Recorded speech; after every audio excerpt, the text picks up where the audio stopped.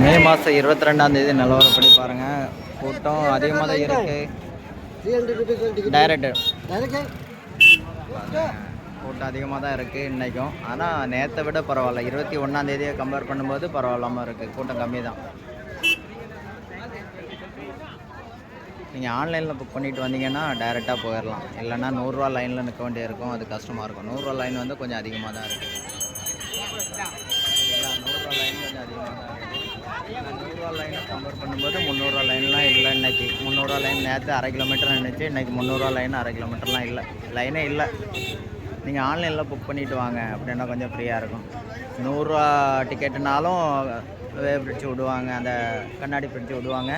300 லைன்னாலும் விடுவாங்க. இன்றைக்கி ஒருத்தவங்க வந்து என்கிட்ட கேட்டாங்க டவுட்டு, 100 லைன்னா கண்ணாடி ஃப்ரிட்ஜு பார்க்க விட மாட்டாங்களோன்னு. ரெண்டுமே விடுவாங்க. ஏன்னா நீங்கள் அந்த டவுட் வேண்டாம், எந்த டிக்கெட்னாலும் விடுவாங்க.